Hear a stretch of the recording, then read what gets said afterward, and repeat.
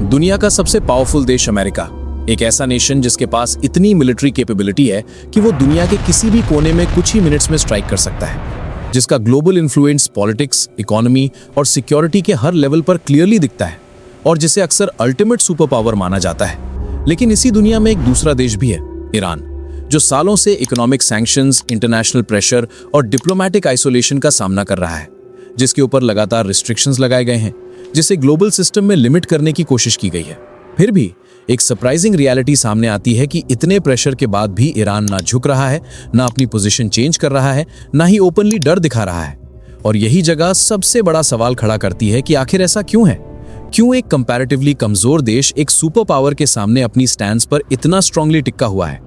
क्या यह सिर्फ ईगो का सवाल है, या इसके पीछे एक ऐसा डीप जियोपॉलिटिकल स्ट्रक्चर और स्ट्रेटेजिक थिंकिंग का सिस्टम काम कर रहा है जो सरफेस पर दिखता नहीं, लेकिन जो इस पूरी सिचुएशन को कंट्रोल कर रहा है और जिसे समझे बिना इस कॉन्फ्लिक्ट को समझना मुमकिन नहीं है। इतिहास की बुनियाद। ईरान और अमेरिका के बीच का टकराव समझने के लिए हमें 1979 की ईरानियन रेवोल्यूशन को समझना होगा।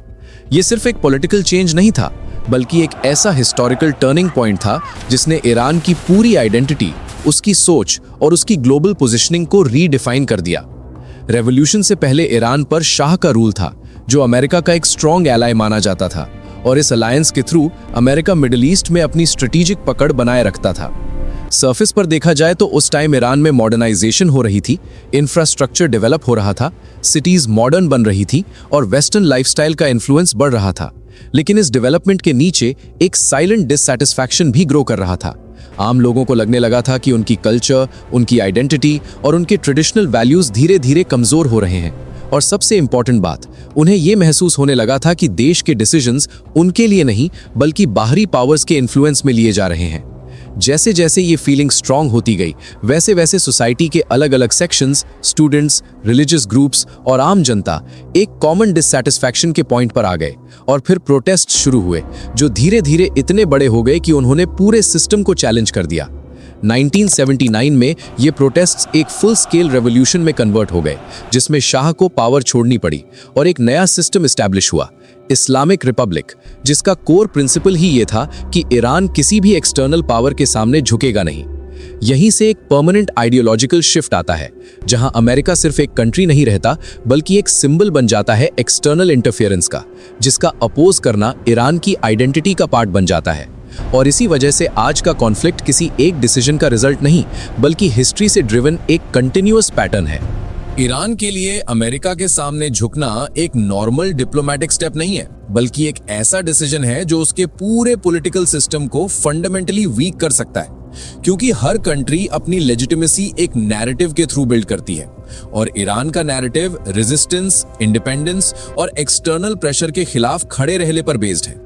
अगर ईरान अपनी पोजीशन से पीछे हटता है तो इसका मतलब होगा कि उसने अपनी आइडियोलॉजी को कॉम्प्रोमाइज कर दिया, और जियोपॉलिटिक्स में आइडियोलॉजी सिर्फ एक थॉट नहीं होती, बल्कि सिस्टम को होल्ड करने का फाउंडेशन होती है। इसका डायरेक्ट इंपैक्ट पब्लिक ट्रस्ट पर पड़ सकता है, जहां लोग अपनी लीडरशिप पर सवाल उठाना शुरू कर देते हैं, और जब पब्लिक ट्रस्ट वीकन होता है तो इंटरनल इंस्टेबिलिटी का रिस्क बढ़ जाता है, जिसमें पॉलिटिकल फैक्शंस के बीच कॉन्फ्लिक्ट इंटेंस हो सकता है।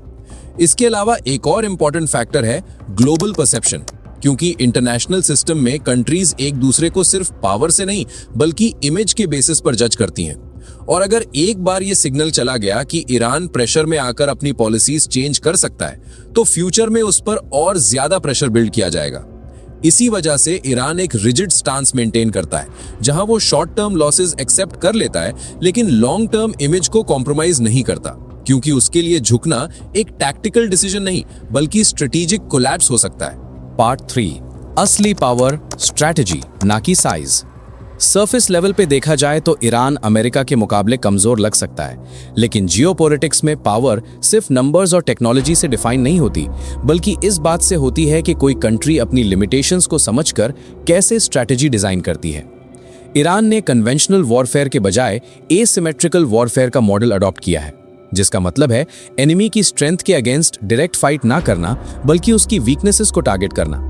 और इसी अप्रोच के तहत उसने मिसाइल्स और ड्रोन्स पर फोकस किया है, जो रिलेटिवली लो कॉस्ट होते हुए भी हाई इंपैक्ट क्रिएट कर सकते हैं। मिसाइल्स डिटरेंस का काम करते हैं, यानी वो एक साइकोलॉजिकल बैरियर क्रिएट करते हैं जिससे एनिमी अटैक करने से पहले रिस्क कैलकुलेट करता है। जबकि ड्रोन्स फ्लेक्सिबिलिटी और अनप्रेडिक्टेबिलिटी प्रोवाइड करते हैं जिससे ऑपरेशंस को डायनामिक बनाया जा सकता है। इसके अलावा ईरान ने अपनी क्रिटिकल मिलिट्री फैसिलिटीज को अंडरग्राउंड डेवलप किया है, जिससे वो डायरेक्ट स्ट्राइक्स के बाद भी अपनी कैपेबिलिटीज को प्रिजर्व कर सकता है, और ये सर्वाइवेबिलिटी उसके लिए एक मेजर एडवांटेज बन जाता है। सबसे स्ट्रेटेजिक फैक्टर है स्ट्रेट ऑफ हॉर्मुज, जहां से दुनिया का एक बड़ा हिस्सा ऑयल ट्रांसपोर्ट होता है, और अगर इस रूट में डिसरप्शन होता है तो इसका इम्पैक्ट ग्लोबल इकोनॉमी पर पड़ता है, जिससे इनडायरेक्टली पावरफुल कंट्रीज भी प्रेशर में आ जाती हैं। और इसी तरह ईरान एक ऐसा लेवरेज क्रिएट करता है जो उसकी डायरेक्ट मिलिट्री स्ट्रेंथ से भी ज्यादा इम्पैक्टफुल हो सकता है।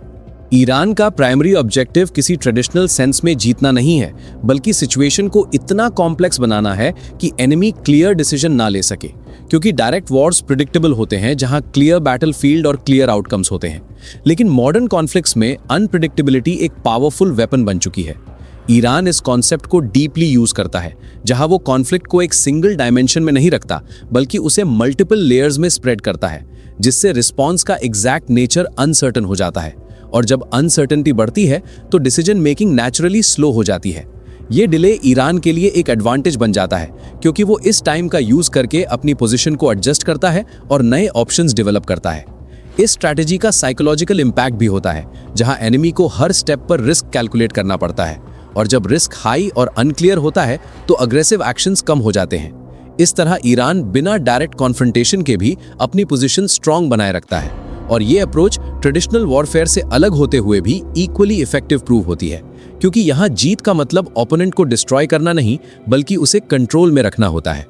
अमेरिका को अक्सर एक अनलिमिटेड पावर के रूप में देखा जाता है, लेकिन रियलिटी में हर सुपर पावर की अपनी लिमिटेशंस होती हैं, और उन लिमिटेशंस का सबसे बड़ा सोर्स होता है कॉस्ट और कॉन्सिक्वेंस।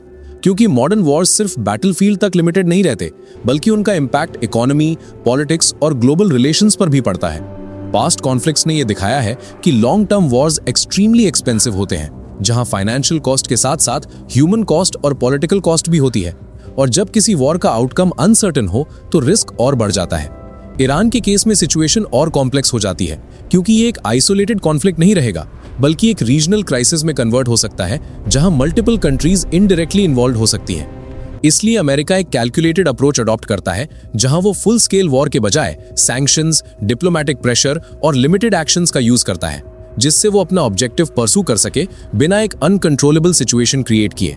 और ये रिस्ट्रेंट वीकनेस नहीं, बल्कि स्ट्रेटेजिक डिसीजन होता है, जहां पावर को कंट्रोल्ड तरीके से यूज किया जाता है।